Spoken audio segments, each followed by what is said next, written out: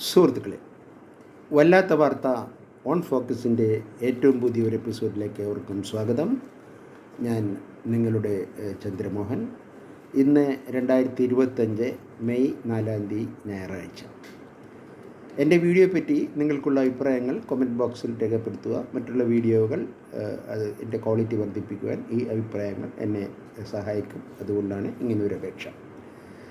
ഈ വീഡിയോ ആദ്യമായിട്ട് കാണുന്നവർ ദയവായിട്ട് സബ്സ്ക്രൈബ് ചെയ്യാൻ ശ്രമിക്കുക. ലൈക്ക് ചെയ്യാനും ഫ്രണ്ട്സിന് ഷെയർ ചെയ്യാനും ശ്രമിച്ചാൽ വളരെ നന്നായിരുന്നു. നേരെ വീഡിയോയിലേക്ക് കടക്കുന്നു. ആദ്യം ഒരു മഹത്വചനമാണ്. You will never understand the damage you did to someone until the same thing is done to you. You will never understand the damage you did to someone until the same thing is done to you. അതായത് നമ്മൾ ഒരാളെ ഉപദ്രവിച്ചാൽ അതിൻ്റെ കാഠിന്യം എത്രയുണ്ട്, അതിൻ്റെ ആഘാതം എത്രയുണ്ടെന്ന് നമുക്കറിയില്ല. നമ്മളെപ്പോഴാണ് അറിയുന്നത്? ഇതേ കാര്യം മറ്റൊരാൾ നമ്മളോട് ചെയ്യുമ്പോഴാണ് നമ്മൾ ചെയ്തതിലെ തെറ്റ് നമുക്ക് മനസ്സിലാകുന്നത്. ഇങ്ങനൊരു മഹത്വചനം ഇവിടെ ഉദ്ധരിച്ചത് എന്തിനാണെന്ന് വെച്ചാൽ, കഴിഞ്ഞ മാസമാണ് കോട്ടയം തിരുവാതിക്കലിലെ വിജയകുമാർ, അദ്ദേഹത്തിൻ്റെ ഭാര്യ ഡോക്ടർ മീര എന്നിവരുടെ ഇരട്ടക്കൊലപാതകം നടന്നത്. അത് കഴിഞ്ഞ മാസമായിരുന്നു. ആ സംഭവം 3-4 ദിവസം പത്രങ്ങളിലൊക്കെ കത്തി പടർന്നു നിന്നെങ്കിലും അതിനുശേഷമുണ്ടായ അതിലും വലിയ ചില വാർത്തകളിൽ ഇത് മുങ്ങിപ്പോവുകയാണ് ഉണ്ടായത്. ഉദാഹരണത്തിന്, പെഹൽഗാമിലെ പാകിസ്ഥാൻ്റെ ഭീകരാക്രമണം വലിയ സംഭവമായിരുന്നു, വലിയ ദുരന്തമായിരുന്നു. അത് കഴിഞ്ഞ് പോപ്പിൻ്റെ മരണം, അത് കഴിഞ്ഞ് വിഴിഞ്ഞം സീപോർട്ട് ഉദ്ഘാടനം, പ്രധാനമന്ത്രിയൊക്കെ വരുന്നു, വലിയ സംഭവമായിരുന്നു. ഈ വാർത്തയിൽ ഈ ഇരട്ടക്കൊലപാതകം മുങ്ങിപ്പോവുകയാണ് ഉണ്ടായത്. പത്രങ്ങളിൽ തുടർന്നുള്ള കാര്യങ്ങൾ, ആദ്യത്തെ 3-4 ദിവസത്തെ കാര്യങ്ങളൊക്കെ വന്നു, പിന്നെ പത്രങ്ങളിൽ അതിനെപ്പറ്റി കാര്യമായ വാർത്തകളൊന്നും വന്നില്ല. അതുകൊണ്ടാണ് ഈ വീഡിയോ ചെയ്യുന്നത്. ഈ വീഡിയോ ചെയ്യുന്നത് പത്രങ്ങളിൽ വാർത്തകളൊന്നും അധികം വരാത്തത് കൊണ്ട് ധാരാളം പേർ ഈ മരിച്ച വിജയകുമാറായിട്ട് ബന്ധപ്പെട്ട് അദ്ദേഹമായിട്ട് ബിസിനസ് ചെയ്തവരും അദ്ദേഹത്തെ പരിചയമുള്ളവരും അദ്ദേഹത്തെ ഏതെങ്കിലും തരത്തിൽ ബന്ധമുള്ളവരുമൊക്കെ ആയി ധാരാളം പേർ സ്വന്തമായി വീഡിയോകൾ, ധാരാളം യൂട്യൂബ് വീഡിയോകൾ ചെയ്തിരുന്നു. ആ വീഡിയോകളെല്ലാം കേട്ട് അതിൻ്റെ നിജസ്ഥിതി എന്താണെന്ന് നമുക്കറിയില്ല. ആ വീഡിയോകളെയൊക്കെ ബേസ് ചെയ്താണ് ഞാൻ ഈ വീഡിയോ ചെയ്യുന്നത്. പത്രങ്ങളിൽ വാർത്തകൾ അതിനെപ്പറ്റി കൂടുതലായിട്ട് പിന്നീട് വരാത്തത് കൊണ്ടാണ് ഈ വീഡിയോയുടെ ഇവിടെ പ്രസക്തി. നിങ്ങളത് ആദ്യം മനസ്സിലാക്കണം. ഈ നമുക്ക് കിട്ടിയ വാർത്ത ഇങ്ങനെയാണ്. ഈ വിജയകുമാർ ഒരു പരിചയപ്പെടുന്നു, ഒരു ആസാംകാരനെ, അമിത് ഒറാങ് എന്നാണ് അയാളുടെ പേര്.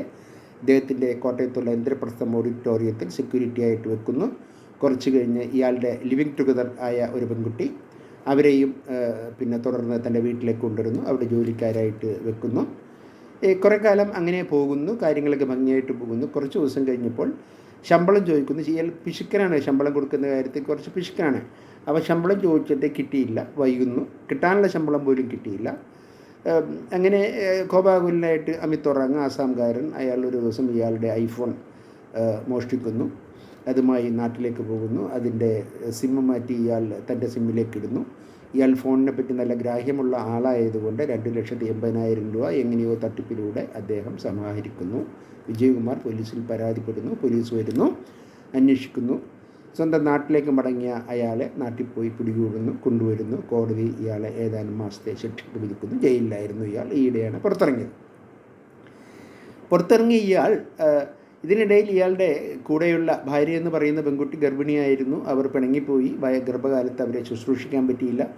പിന്നീട് അവർ പ്രസവിച്ച്, കുട്ടി മരിച്ചുപോയി എന്നും പറയുന്നുണ്ട്, കൊന്നതാണെന്നും പറയുന്നുണ്ട്, അതാണെന്നറിയില്ല.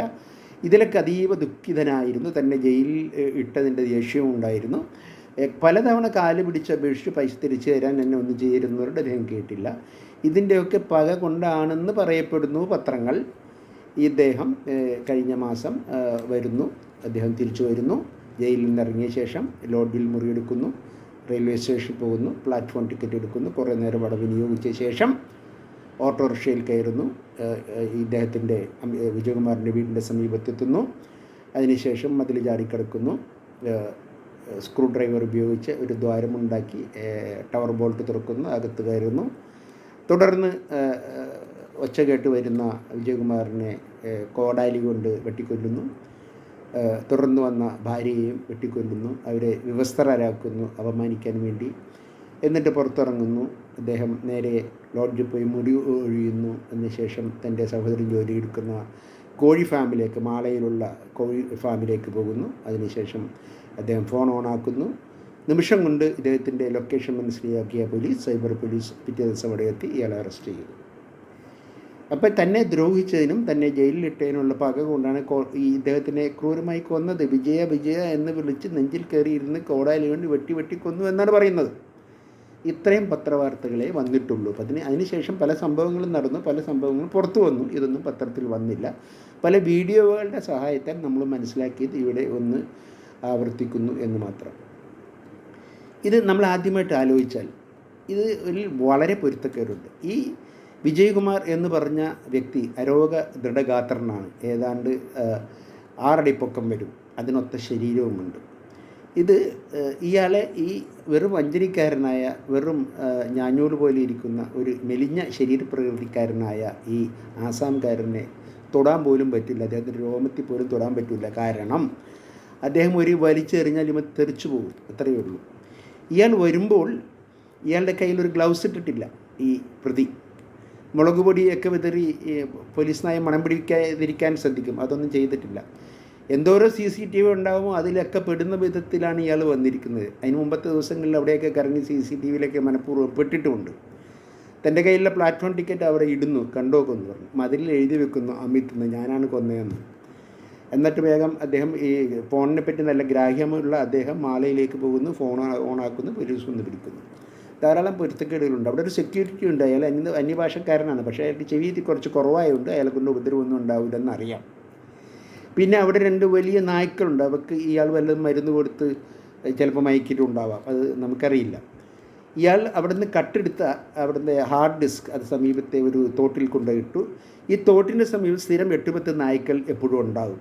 അന്ന് ആ നായ്ക്കൾ അവിടെ ഉണ്ടായിരുന്നില്ല. ഒന്നില്ലെങ്കിൽ അവിടെ ആ നായ്ക്കളെ ആരോ തലേ ദിവസം അവിടുന്ന് മാറ്റിയിരിക്കാം, അല്ലെങ്കിൽ കൊന്നു കളഞ്ഞിരിക്കാം, അല്ലെങ്കിൽ മയക്കി കിടത്തിയിരിക്കാം, നമുക്കറിയില്ല.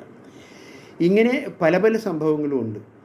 ഇയാളെ ഒറ്റയ്ക്ക് കീഴ്പ്പെടുത്താൻ പറ്റില്ല എന്നുള്ളതിൻ്റെ ഒരു ഉദാഹരണം എന്താണെന്ന് വെച്ചാൽ, ഇയാളുമായിട്ടൊരു ബിസിനസ് ചെയ്ത ആളുണ്ട്, ഗ്രിഗോറിയസ് വർഗീസ് എന്ന് പറഞ്ഞ അദ്ദേഹത്തിൻ്റെ ഒരു വീഡിയോ ഇന്ന് വൈറലാണ് ഓൺലൈനിൽ, യൂട്യൂബിൽ. അതിൽ അദ്ദേഹം പറയുന്നുണ്ട്, അദ്ദേഹത്തിൻ്റെ ഈ ഗൾഫിൽ വെച്ച് ഇദ്ദേഹത്തിന് അവിടെ ഒരു ഷോപ്പ് നടത്തിയിരുന്നു, ഈ സൂപ്പർ മാർക്കറ്റ്. അത് കഴിഞ്ഞ് അദ്ദേഹം ക്യാഷ് വീട്ടിലേക്ക് കൊണ്ടുപോകുന്നതായിരുന്നു പതിവ്. അങ്ങനെ ഒരു ദിവസം വീട്ടിലേക്ക് ക്യാഷായിട്ട് മടങ്ങുമ്പോൾ തൻ്റെ ഫ്ലാറ്റിലെ 2ാം നിലയിലെ ഫ്ലാറ്റിലേക്ക് മടങ്ങാൻ ലിഫ്റ്റ് കയറാൻ നിൽക്കുമ്പോൾ 3 സമീപത്തുള്ള തട്ടിപ്പുകാർ, കള്ളന്മാർ അല്ലെങ്കിൽ പിടിച്ചുപറിക്കാൻ ഇദ്ദേഹത്തെ ആക്രമിക്കുന്നു ബാഗിന് വേണ്ടി. പക്ഷേ ഈ അദ്ദേഹം ഒറ്റയ്ക്ക് 3 പേരെയും ഇടിച്ച് നിലംപരിശാക്കുന്നു, ചമ്മന്തിയാക്കിയിട്ട് ചുമ്മാ കൂളായിട്ട് തൻ്റെ മുറിയിലേക്ക് പോയി രക്ഷപ്പെടുന്നു. ഇത് ഗ്രിഗോറിയസ് വർഗീസ് തൻ്റെ വീഡിയോയിൽ പ്രത്യേകം പറയുന്നുണ്ട്. അങ്ങനെ അരോഗതൃഗാത്രനായ 6 അടി പൊക്കമുള്ള നല്ല തടിയുള്ള തണ്ടും തടിയുള്ള അദ്ദേഹത്തെ ഈ വേറെ 5 അടി പൊക്കമുള്ള ഈ ഞാഞ്ഞൂൽ പോലത്തെ പയ്യൻ കീഴടക്കി എന്ന് പറഞ്ഞാൽ ഒട്ടും വിശ്വസിക്കാൻ പറ്റില്ല. ഇവനൊരു കയ്യറ പോലും ധരിച്ചിട്ടില്ല, ഗ്ലൗസ് ധരിച്ചിട്ടില്ല. മാത്രവുമല്ല അവിടുത്തെ CCTVയിൽ മുഴുവൻ പെട്ടിട്ടുണ്ട്. ഇവൻ്റെ ശരീരത്തിൽ ഇങ്ങോട്ട് വരുമ്പോൾ അവൻ്റെ കയ്യിൽ ഒരു ബാഗ് പോലും ഉണ്ടായില്ല. തിരിച്ചു പോകുമ്പോൾ അവൻ്റെ ഷർട്ടിൽ അല്ലെങ്കിൽ ഉടുപ്പിൽ ഒരു തുള്ളി രക്തം പോലും ഉണ്ടായിരുന്നില്ല. ഇവൻ അവിടെ ചെന്നൊന്നും ചെയ്തിട്ടില്ല. ഇവൻ അവിടെ വെറുതെ കാഴ്ചക്കാരനായിട്ട് നിൽക്കുകയാണ് ഉണ്ടായത്. ആരോ മിടുക്കന്മാരാണ് ഇത് ചെയ്തത് എന്ന് നമുക്ക് ഊഹിക്കേണ്ടി വരും. ആരാണ് ഈ മിടുക്കന്മാർ എന്ന് ഇതേവരെ അറിയില്ല. അത് പോലീസ് അന്വേഷിക്കേണ്ടിയിരിക്കുന്നു. പലരും ഉണ്ടാകാം. ഉദാഹരണം പറയുകയാണെങ്കിൽ, ഇയാളുടെ കൂടെ ജോലി ചെയ്തിരുന്നപ്പോൾ, ബഹ്റൈനിൽ ജോലി ചെയ്തിരുന്നപ്പോൾ ഗോപി എന്നുള്ളൊരു മാളക്കാരനുണ്ടായിരുന്നു. ഇയാളുടെ വിശ്വസ്തനായിരുന്നു. ഒരിക്കൽ എല്ലാ കാര്യങ്ങളും ഗോപിയാണ് ചെയ്തിരുന്നത്. ഒരിക്കൽ ഒരു മഴയത്ത് ഇയാളുടെ 250 ചാക്ക് മുളക് പൊടി നനഞ്ഞുപോയി. പക്ഷേ ഒറ്റയ്ക്ക് ഗോപി മാത്രം ഉണ്ടായിരുന്നു. ഒറ്റയ്ക്ക് 250 ചാക്കും സുരക്ഷിത സ്ഥാനത്തേക്ക് മാറ്റി ഉണക്കി ആരും അറിയാതെ, കോർപ്പറേഷൻ മുനിസിപ്പാലിറ്റി അധികൃതർ അറിയാതെ ഈ സാധനങ്ങൾക്ക് സേഫാക്കി അദ്ദേഹം അത് വിൽപ്പന യോഗ്യമാക്കി തീർത്തു. മുനിസിപ്പാലിറ്റിക്കാരെ അറിഞ്ഞാൽ അത് സീസ് ചെയ്യും. അത്ര വിശ്വസ്തനായിരുന്നു. ഇന്ന് അയാൾ ഈ വിജയകുമാറിൻ്റെ കൂടെയില്ല. ഇന്ന് മാളയിൽ എവിടെയോ ഒരു സെക്യൂരിറ്റി ജോലി ചെയ്യുന്നു എന്നേ നമുക്കറിയാവൂ. ഇദ്ദേഹത്തെ പിരിച്ചുവിട്ടതാണോ, അവിടെ നിന്ന് പോകുന്നതാണോ എന്താണെന്നൊന്നും നമുക്കറിയില്ല. ചിലപ്പോൾ അദ്ദേഹമായിരിക്കാം ഇതിൻ്റെ പുറകിലുള്ള ആൾ. പിന്നെ ഇദ്ദേഹം ഇപ്പോൾ ഈ ഗ്രിഗോറിയസ് വർഗീസിനെ തന്നെ ഒരു ദിവസം ഇയാൾ സമീപിക്കുന്നു. നമുക്ക് ബിസിനസ് ഇങ്ങനെ ചെയ്താൽ പോരല്ലോ, നമുക്ക് വലുതാക്കണ്ടേന്ന് പറഞ്ഞ് ഇയാൾ സ്വന്തം സ്ഥാപനം ഇയാൾക്ക് വിൽക്കുന്നു. 5 ലക്ഷം ദിർഹമത്തിനാണ് വിറ്റത്. പക്ഷേ വാങ്ങിക്കഴിഞ്ഞപ്പോഴാണ് അറിയുന്നത് അതിന് 50,000 ദിർഹത്തിൻ്റെ വില പോലുമുള്ള സാധനങ്ങൾ ഉണ്ടായിരുന്നില്ല. എല്ലാം ഡേറ്റ് കഴിഞ്ഞവയായിരുന്നു. ഡേറ്റ് കഴിഞ്ഞ സാധനങ്ങൾ വിൽക്കുന്നതാണ് ഇയാളുടെ ഒരു സ്ഥിരം ശൈലി. അതിൽ ഇയാളൊരു വിദഗ്ധനായിരുന്നു. അങ്ങനെ ഗ്രിഗോറിയസ് വർഗീസ് ഒരു വലിയ ദീർഘമായ വീഡിയോ ചെയ്തിട്ടുണ്ട്. അതിൽ അയാൾ പറയുന്നുണ്ട്, മാത്രമല്ല ഇയാളുടെ ഭാര്യ ഒരു ഡോക്ടറായതുകൊണ്ട് അവർ ചെറിയൊരു ഹോസ്പിറ്റൽ നടത്തിയിരുന്നു. ഈ ഹോസ്പിറ്റൽ നടത്തിയത് തന്നെ ഈ കുറച്ച് സ്ത്രീ വിഷയത്തിൽ കുറച്ച് താല്പര്യമുള്ള ഇയാൾക്ക് സ്ത്രീകളെ ആയിട്ട് ബന്ധപ്പെടാനായിരുന്നു എന്ന് ഈ ഗ്രിഗോറിയസ് വർഗീസ് വളരെ വിശദമായിട്ട് പറയുന്നുണ്ട്. ഇയാൾ ബിസിനസ് ഡീൽ നടത്തുന്നതിന് മുമ്പ് ഇയാൾ അവിടെ ഓഫീസിൽ ചെന്നപ്പോൾ അയാൾ പറഞ്ഞു, ഫോൺ ചെയ്തു, 5 നിമിഷത്തിനുള്ളിൽ 8-10 സ്ത്രീകളെത്തി. എന്നിട്ട് അവരോട് പറയുകയാണ്, മിസ്റ്റർ ഗ്രിഗോറിയസ് വർഗീസിനെ ഒന്ന് സോഷ്യലൈസ് ചെയ്യൂ എന്നുള്ള വാക്കാണ് അവരുദ്ദേശിച്ചത്. ഇദ്ദേഹം അതിൽ തൽപരനല്ലാത്തതുകൊണ്ട് അവിടെ നിന്ന് തൻ്റെ വണ്ടിയും എടുത്ത് പോരുകയാണ് ഉണ്ടായത്. ഇങ്ങനൊരു സംഭവം ഉണ്ടായിട്ടുണ്ട്. ഇത് ഗ്രിഗോറിയസ് വർഗീസ് തൻ്റെ വീഡിയോയിൽ വളരെ വ്യക്തമായിട്ട് പറയുന്നുണ്ട്. ഇദ്ദേഹത്തിന് ഒരുപാട് വസ്തുവകളുണ്ടായിരുന്നു വിജയകുമാറിന്. അതൊക്കെ ഇപ്പോൾ അനധികൃതമായിട്ട് സമ്പാദിച്ചാണ്. ഭയങ്കര പിശുക്കനാണ്, ശമ്പളമൊന്നും കൊടുക്കില്ല. ഇങ്ങനെയുള്ള ഈ വ്യക്തിക്ക് മൈസൂറിൽ കുറേ വസ്തുവകകളുണ്ട്. അതിൽ മൈസൂറുള്ള ഏതോ പ്രമുഖ രാഷ്ട്രീയ നേതാവുമായിട്ട് തർക്കമുണ്ട്. അതിൻ്റെ ഭാഗമായിട്ടാണ് ഇദ്ദേഹത്തിൻ്റെ മകനെ അവർ ഒരു സാമ്പിൾ എന്ന നിലയ്ക്ക് 2017 കൊന്നത് എന്നും ഒരു വാദമുണ്ട്. ഇനി മൈസൂരിലുള്ള പ്രമുഖനായ രാഷ്ട്രീയക്കാരൻ്റെ സ്വാധീനമുള്ള അയാളാണോ ഇതിൻ്റെ പുറകിൽ നമുക്കറിയില്ല. ആരുമാകാം. ഇയാൾക്ക് ശത്രുക്കൾ ധാരാളം ഉണ്ടായിരുന്നു. ഇയാളുടെ സ്വഭാവം നല്ലതായിരുന്നില്ല, ഇയാളുടെ ഡീലിങ്സ് ശരിയായിരുന്നില്ല. അതുകൊണ്ട് ആരും ഉണ്ടാകാം. അത് ആരാന്ന് കണ്ടുപിടിക്കേണ്ടത് പോലീസിൻ്റെ ഉത്തരവാദിത്തമാണ്. അതിനെപ്പറ്റി നമുക്ക് ഒന്നും പറയാൻ പറ്റില്ല. ഇയാൾ അവിടെ ചെന്നിട്ട് ഇയാളുടെ വീട്ടിൽ ചെന്നിട്ട് വിജയകുമാറിൻ്റെ വീട്ടിൽ ചെന്നിട്ട് മതിൽ ചാടിക്കടന്ന് ഔട്ട് ഹൗസിൽ പോയിട്ട് ഒരു അമ്മിക്കല്ലെടുക്കുന്നു. അത് ഭാരം കൂടുതലുള്ളാണ്ട് ഉപേക്ഷിക്കുന്നു. ഔട്ട് ഹൗസ് തുറന്ന് ഒരു സ്ക്രൂ ഡ്രൈവർ എടുത്ത് തുറന്ന് ഒരു ഓട്ടയുണ്ടാക്കി അതിൽ ടവർ ബോൾട്ട് തുറക്കുന്നു. കയ്യിൽ ഔട്ട് ഹൗസിൽ നിന്ന് കരുതിയ കോടാലി ഉപയോഗിച്ച് നെഞ്ചിൽ കയറിയിരുന്ന വിജയ എന്ന് വിളിച്ച് വെട്ടിക്കൊല്ലുന്നു. ഒച്ച കേട്ട് വന്ന് ഭാര്യയെയും കൊല്ലുന്നു. ഇതാണ് കഥ, പുറത്ത് വന്നൊരു കഥ. പക്ഷേ ഈ കഥയിൽ ഒട്ടും വാസ്തവമില്ല. ഇയാളുടെ ഏതെങ്കിലും ശത്രുക്കൾ ഇയാളെ വകവരുത്തിയതാവാം. വേറൊരു വീഡിയോ ഒരു വിദ്വാൻ്റെ പ്രചരിക്കുന്നുണ്ട്. അതിൽ ഇയാൾ മകനോട് വളരെ മോശമായിട്ടാണ് പെരുമാറിയത്. സ്വന്തം മകനോട് 8 മണി കഴിഞ്ഞ് വന്നാൽ വീട്ടിൽ കയറ്റില്ലായിരുന്നു. അങ്ങനെ ഇവർ തമ്മിലുള്ള ബന്ധം വഷളായിരിക്കുമ്പോൾ മകനെ മനം എടുത്ത് ആത്മഹത്യക്ക് ശ്രമിച്ചു, ആത്മഹത്യ ചെയ്തു. പക്ഷേ പ്രേരണാക്കുറ്റം തന്നിലേക്ക് വരാതിരിക്കാൻ ഇയാൾ കാറിൽ ഇരുന്ന് മരിച്ച ആ വ്യക്തിയുടെ മകൻ്റെ ശരീരത്തിൽ മുറിവുകളുണ്ടാക്കി റെയിൽവേ ട്രാക്കിനകത്ത് സമീപം കൊണ്ടുവന്നിട്ടു എന്നും ഒരു വീഡിയോയിൽ ഒരു യൂട്യൂബർ പറയുന്നുണ്ട്. ഇയാളുടെ ഒരു പരിചയക്കാരന്. അത് സത്യം നമുക്കറിയില്ല. എന്തായാലും ഇപ്പോൾ CBI അന്വേഷണം ആ കാര്യത്തിൽ കോടതി ഉത്തരവായിട്ടുണ്ട്.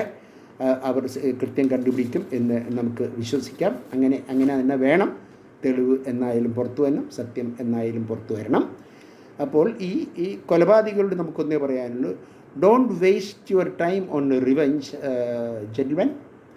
The people who hurt you will eventually face their own fate. You cannot do harm to someone because someone has done harm to you, because you also will have to pay just like them. സുഹൃത്തുക്കളെ, കൊലപാതകികളെ, നിങ്ങൾ ഒരിക്കലും ഒരു revenge, ഒരു പ്രതികാരം ചെയ്യാൻ നിൽക്കരുത്. പ്രതികാരം ചെയ്യുക എന്നുള്ളത് നമ്മുടെ ധർമ്മമല്ല. ഒരാളെ കൊല്ലുവാൻ നമുക്ക് ഒരധികാരമില്ല, ഒരവകാശമില്ല. നിങ്ങൾ ഒരാൾ നിങ്ങളെ ഉപദ്രവിച്ചു എന്ന് കരുതി നിങ്ങൾ അവരെ തിരിച്ചുപദ്രവിക്കണമെന്നൊന്നുമില്ല. അങ്ങനെ നിങ്ങൾ ചെയ്താൽ നിങ്ങൾ ദൈവത്തിൻ്റെ കോടതിയിൽ കുറ്റക്കാരാവും. അവർക്ക് കിട്ടിയ ശേഷം നിങ്ങൾക്ക് കിട്ടും. അത് നിങ്ങൾ സൂക്ഷിക്കണം എന്നാണ് ഈ മഹത് വചനത്തിൻ്റെ അർത്ഥം. അപ്പോൾ നമ്മുടെ പോലീസ് വളരെ സമർത്ഥരായ കേരള പോലീസ് ഇതിൻ്റെ ഉള്ളറകളിലേക്ക് ഇറങ്ങിച്ചെന്ന് ഇതിൻ്റെ സത്യാവസ്ഥ കണ്ടുപിടിക്കുകയും ഈ കേസിന് തുമ്പുണ്ടാക്കുകയും ഒക്കെ ചെയ്യും എന്നുള്ള ശുഭപ്രതീക്ഷയോടുകൂടി ഈ വീഡിയോ അവസാനിപ്പിക്കുന്നു. നിങ്ങൾക്കേവർക്കും നന്ദി, നമസ്കാരം. അടുത്ത വീഡിയോയുമായി ഇനി കാണുന്നവരെ എല്ലാവർക്കും താങ്ക് യു.